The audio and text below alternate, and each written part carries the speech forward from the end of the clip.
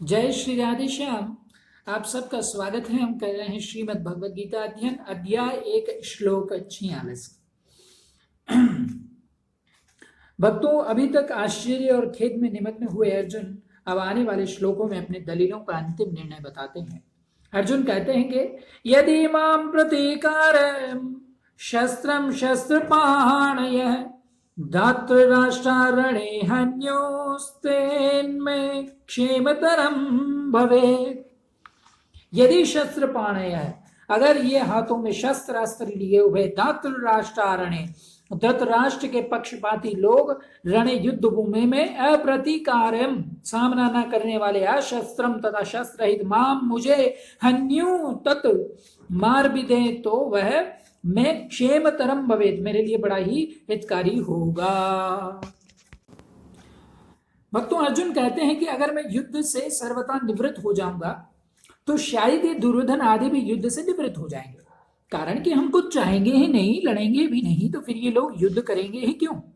परंतु कदाचित जोश में भरे हुए तथा हाथों में शस्त्र धारण किए हुए ये धृतराष्ट्र के पक्षपाती लोग सदा के लिए हमारे रास्ते का कांटा निकल जाए, वेरी समाप्त हो जाए, ऐसा विचार करके सामना न करने वाले तथा शस्त्र रहित मेरे को मार भी दे तो उनका वह मारना मेरे लिए हितकारक ही होगा। कारण कि मैंने युद्ध में गुरुजनों को मारकर बड़ा भारी पाप करने का जो निश्चय किया था, उस निश्चय रूप का पाप का प्रायश्चित हो जाएगा। उस पाप से मैं शुद्ध हो जाऊंगा। तात्पर्य है कि मैं शुद्ध नहीं करूंगा, मैं युद्ध नहीं करूंगा तो मैं भी पाप से बचूंगा और मेरे कुल का भी नाश नहीं होगा। भक्तों, जो मनुष्य अपने लिए जिस किसी विषय का वर्णन करता है, उस विषय का उसके स्वयं पर असर पड़ता है। अर्जुन ने भी जब शोकाविष्ट होकर 28वें श्लोक से बोलना आरंभ किया, तब वे उतने शोकाविष्ट नहीं थे जितने वे अब शोकाविष्ट हैं। पहले अर्जुन युद्ध से उपरत नहीं हुए, पर शोकाविष्ट होकर बोलते बोलते अंत में वे युद्ध से उपरत हो जाते हैं और बाण सहित धनुष का त्याग करके बैठ जाते हैं। भगवान ने यह सोचा कि अर्जुन के बोलने का वेग निकल जाए तो मैं बोलूं, अर्थात बोलने से अर्जुन का शोक बाहर आ जाए, भीतर में कोई शोक बाकी नहीं रहे, तभी मेरे वचनों का उस पर असर होगा। अतः भगवान में बीच में भगवान कुछ नहीं बोले। अब तक अर्जुन ने अपने को धर्मात्मा मानकर युद्ध से निवृत्त होने में जितनी दलीलें युक्तियां दी, संसार में रचे पचे लोग अर्जुन की उन दलीलों को ही ठीक समझेंगे और आगे भगवान अर्जुन को जो बातें समझाएंगे उनको ठीक नहीं समझेंगे। भक्तों, इसका कारण यह है कि जो मनुष्य जिस स्थिति में है, उस स्थिति की उस श्रेणी की बातों को ही वे ठीक समझते हैं, उससे ऊंची श्रेणी की बात वे समझ ही नहीं सकते। अर्जुन के भीतर कौटुंबिक मोह है और उस मोह से आविष्ट होकर ही वे धर्म की, साधुता की बड़ी अच्छी अच्छी बातें कर रहे हैं। अतः जिन लोगों के भीतर कौटुंबिक मोह है, उन लोगों को ही अर्जुन की बातें ठीक लगेंगी। परंतु भगवान की दृष्टि जीव के कल्याण की तरफ है। उसका कल्याण कैसे हो, भगवान की इस ऊंची श्रेणी की दृष्टि को वे लौकिक दृष्टि वाले लोग समझ ही नहीं सकते। अतः वे भगवान की बातों को ठीक नहीं मानेंगे, प्रत्युत ऐसा मानेंगे कि अर्जुन के लिए युद्ध रूपी पाप से बचना बहुत ठीक था, पर भगवान ने उनको युद्ध में लगाकर ठीक नहीं किया। वास्तव में भगवान ने अर्जुन से युद्ध नहीं कराया, प्रत्युत उनको अपने कर्तव्य का ज्ञान कराया। युद्ध तो अर्जुन को कर्तव्य रूप से स्वतः प्राप्त हुआ था, अतः युद्ध का विचार तो अर्जुन का खुद का ही था। वे स्वयं ही युद्ध में प्रवृत्त हुए थे, तभी वे भगवान को निमंत्रण देकर लाए थे। परंतु उस विचार को अपनी बुद्धि से अनिष्ट कारक समझकर वे युद्ध से विमुख हो रहे थे, अर्थात अपने कर्तव्य से पालन से हट रहे थे। इस पर भगवान ने कहा कि यह जो तू युद्ध नहीं करना चाहता, यह तेरा मोह है। अतः समय पर जो कर्तव्य स्वतः प्राप्त हुआ है, उसका त्याग करना उचित नहीं है। भक्तों, कोई बद्री नारायण जा रहा था, परंतु रास्ते में उसे दिशा भ्रम हो गया, अर्थात उसने दक्षिण को उत्तर और उत्तर को दक्षिण समझ लिया। अतः वह बद्री नारायण की तरफ न चलकर उल्टा चलने लग गया। सामने उसको एक आदमी मिल गया। उस आदमी ने पूछा कि भाई कहाँ जा रहे हो? वह बोला बद्री नारायण। वह आदमी बोला कि भाई बद्री नारायण इधर नहीं है, उधर है, आप तो उल्टे जा रहे हो। अतः वह आदमी उसको बद्री नारायण भेजने वाला नहीं है, किंतु उसको दिशा का ज्ञान कराकर ठीक रास्ता बताने वाला है। ऐसे ही भगवान ने अर्जुन को अपने कर्तव्य का ज्ञान कराया है, युद्ध नहीं कराया। स्वजनों को देखने से अर्जुन के मन में यह बात आई कि मैं युद्ध नहीं करूंगा, न योत्सये। पर भगवान का उपदेश सुनने पर अर्जुन ने ऐसा नहीं कहा कि मैं युद्ध नहीं करूंगा, किंतु ऐसा कहा कि मैं आपकी आज्ञा का पालन करूंगा। करिष्ये वचनम त्वया। अर्थात भक्तों अपने कर्तव्य का पालन करूंगा। 17वें अध्याय में ये बात आएगी, 18वें अध्याय में ये बात आएगी। अर्जुन के इन वचनों से यही सिद्ध होता है कि भगवान ने अर्जुन को अपने कर्तव्य का ज्ञान कराया है। वास्तव में युद्ध होना अवश्यंभावी था, क्योंकि सबकी आयु समाप्त हो चुकी थी, इसको कोई भी टाल नहीं सकता था। स्वयं भगवान ने विश्व रूप दर्शन के समय अर्जुन से कहा कि मैं बड़ा हुआ काल हूं और उस सबका संहार करने के लिए यहां आया हूं। अतः तेरे युद्ध किए बिना भी मैं विपक्ष के खड़े लोग बचेंगे नहीं। 11वें अध्याय का 32वें श्लोक में ये बात ठाकुर जी अर्जुन जी के सामने रख देंगे। इसलिए यह नरसंहार अवश्यंभावी होने पर ही था। यह नरसंहार अर्जुन युद्ध न करते तो भी होता। अगर अर्जुन युद्ध नहीं करते तो जिन्होंने मां की आज्ञा से द्रौपदी के साथ अपने सहित 5 भाइयों का विवाह करना स्वीकार कर लिया था, वे युधिष्ठिर तो मां की युद्ध करने की आज्ञा से युद्ध अवश्य करते ही। भीमसेन भी युद्ध से कभी पीछे नहीं हटते, क्योंकि उन्होंने कौरवों को मारने की प्रतिज्ञा कर रखी थी। द्रौपदी तो यहां तक कह दिया था कि अगर मेरे पति पांडव कौरवों से युद्ध नहीं करेंगे तो मेरे पिता द्रुपद, भाई धृष्टद्युम्न और मेरे 5 पुत्र तथा अभिमन्यु कौरवों से युद्ध करेंगे। भक्तों, महाभारत में आती है बात की यदि भीमार्जुनो कृष्ण कर्पणो संधि कामको पिता ये यो यत् से वृद्ध सह पुत्र महारथे पंचचैव महावीर्या पूता पुत्रा में मधुसूदन अभिमन्युम पुरस्कृत्य योत्सन्ते कुरुभिः सह।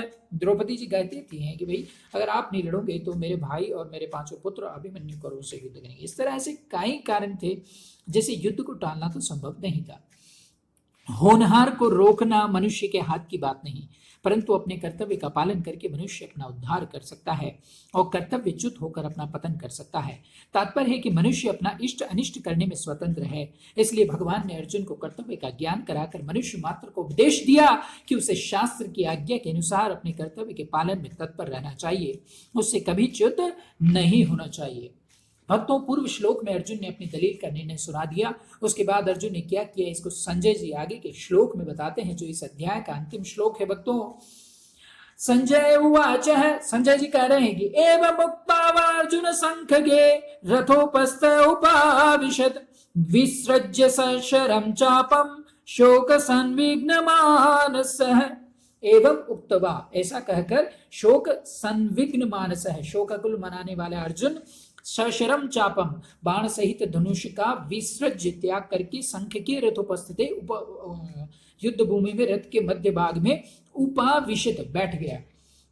युद्ध करना संपूर्ण अनर्थों का मूल है। भक्तों, युद्ध करने से यहाँ कुटुंबियों का नाश होगा, परलोक में नरकों की प्राप्ति होगी आदि बातों को युक्ति और प्रमाण से कहकर शोक से अत्यंत व्याकुल मन वाले अर्जुन ने युद्ध न करने का पक्का निर्णय कर लिया।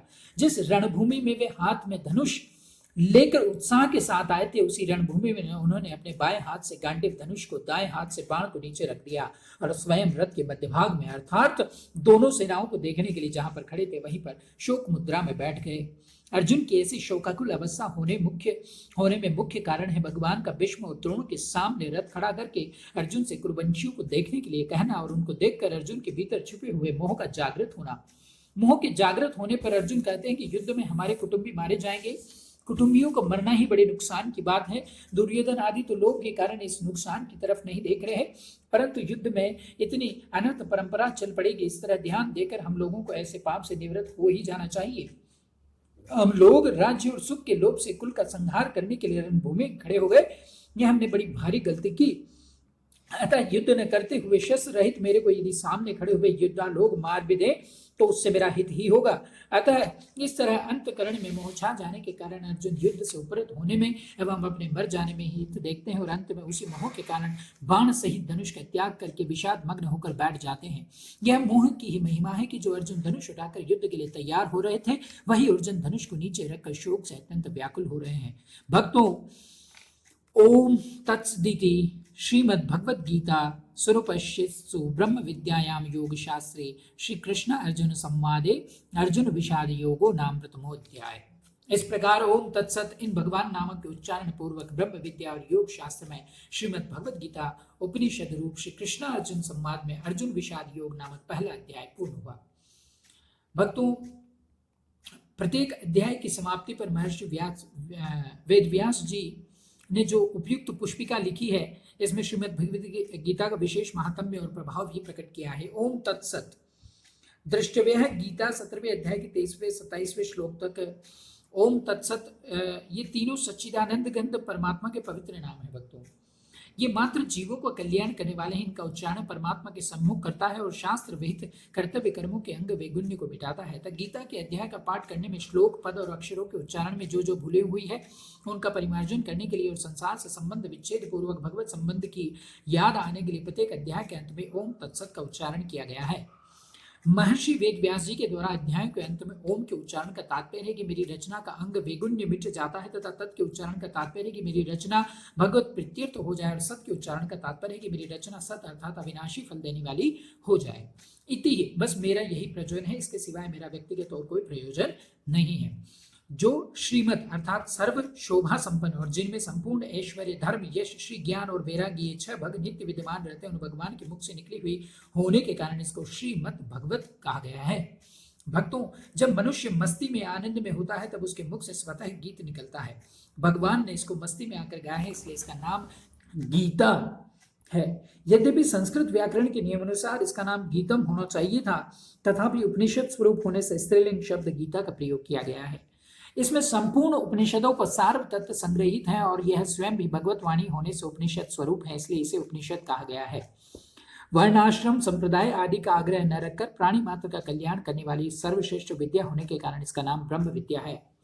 इस ब्रह्म विद्या स्वरूप गीता में कर्म योग, ज्ञान योग, ध्यान योग, भक्ति योग आदि योग साधनाओं की शिक्षा दी गई है, जिससे साधक को परमात्मा के साथ अपने नित्य संबंध का अनुभव हो जाए, इसलिए इसे योग शास्त्र कहा गया है। भक्तों, यह साक्षात पुरुषोत्तम भगवान श्री कृष्ण और भगवत प्रवर अर्जुन का संवाद है। अर्जुन ने निसंकोच भाव से बातें पूछी और भगवान ने उदारता पूर्वक उनका उत्तर दिया। इन दोनों के ही भाव इसमें है, इन दोनों के नाम से इस गीता शास्त्र की विशेष महिमा होने के कारण इसे श्री कृष्ण अर्जुन संवाद नाम से कहा गया है। इस पहले अध्याय में अर्जुन के विषाद का वर्णन है। विषाद भी भगवान अथवा संतों का संग मिले जाने पर संसार से वैराग्य उत्पन्न करके कल्याण करने वाला हो जाता है। यद्यपि दुर्योधन आदि को भी विषाद हुआ है, तथापि उनमें भगवान से विमुक्ता होने के कारण उनका विषाद योग नहीं हुआ। केवल अर्जुन का विषाद ही भगवान की सन्मुखता होने के कारण योग अर्थात भगवान के नित्य संबंध का अनुभव कराने वाला हो गया। इसलिए इस अध्याय का नाम अर्जुन विषाद योग रखा गया है। प्रत्येक अध्याय के अंत में पुष्पिका देने का तात्पर्य है कि अगर साधक एक अध्याय का भी ठीक तरह से मनन विचार करे तो उसे एक अध्याय से उसका कल्याण हो जाएगा। गीता की पुष्पिका में भक्तों ब्रह्म विद्यायाम योग शास्त्रे और श्री कृष्ण अर्जुन संवादे ये 3 पद तो एक वचन आए हैं, पर श्रीमद् भगवत गीतासु और उपनिषत्सु ये 2 पद बहुवचन से आए हैं। इसका तात्पर्य है कि भगवत वाणी संपूर्ण उपनिषदों में श्रीमद् भगवत गीता भी एक उपनिषद है, जिसमें ब्रह्म विद्या, ज्ञान योग, योग शास्त्र, कर्म योग और श्री कृष्ण अर्जुन संवाद भक्ति योग तीनों आए हैं। गीता में श्री कृष्ण अर्जुन संवाद का आरंभ और अंत भक्ति में ही हुआ है। आरंभ में अर्जुन किंग कर्तव्य विमूढ़ होकर भगवान के शरण होते हैं। शिष्यस्तेहम शाधि मान त्वाम प्रपन्नम, दूसरे अध्याय का 7वां श्लोक आएगा और अंत में भगवान के द्वारा मामेकम शरणम व्रज पदाओं से पूर्ण शरणागति की प्रेरणा करने पर अर्जुन पूर्णतः शरणागत हो जाता है। करिष्ये से वचनम तव, भक्तों करिष्ये से वचनम तव 18वें अध्याय का अंदर 18वें अध्याय के अंदर ये श्लोक आता है। अर्जुन ने अपने श्रेय कल्याण का उपाय पूछा था, इसलिए भगवान ने गीता में ज्ञान और कर्म योग का भी वर्णन किया गया है। भक्तों इस अध्याय में अतः प्रथमो अध्याय के 3 धृतराष्ट्रवाद, संजय उवाच आदि पदों के 12 श्लोकों के 558 और पुष्पिका के 13 पद हैं। इस प्रकार संपूर्ण पदों का योग 586 है। इस अध्याय में अतः प्रथमो अध्याय के साथ धृतराष्ट्र उवाच, संजय उवाच आदि पदों के 37 श्लोक 1504 और पुष्पिका के 48 अक्षर हैं। इस प्रकार संपूर्ण अक्षरों का योग 1596 है। इस अध्याय के सभी श्लोक 32 अक्षरों के हैं। इस अध्याय में 6 उवाच हैं, 1 धृतराष्ट्र उवाच, 3 संजय उवाच और 2 अर्जुन उवाच। इसके अंदर जो प्रयुक्त छंद है उनके विषय में हम ज्ञान देना चाह रहे हैं कि इस अध्याय के 47 श्लोकों में 5वें और 33वें श्लोक के प्रथम चरण में तथा 43वें श्लोक के तृतीय चरण में रगण प्रयुक्त होने से र विपुला और 25वें श्लोक के प्रथम चरण में तथा 9वें श्लोक के तृतीय चरण में नगण प्रयुक्त होने से न विपुला संज्ञा वाले छंद हैं। शेष 42 श्लोक ठीक पथ्या वक्त्र अनुपष्टुप छंद के लक्षणों से युक्त हैं। आज के लिए इतना ही भक्तों। सदैव हरि नाम स्मरण जप करते रहिए और सदैव भगवान का नाम लेते रहिए, जप कीजिए। हरे कृष्णा कृष्ण कृष्ण हरे हरे, हरे राम राम राम हरे हरे। जय जय श्री राधे श्याम सीताराम।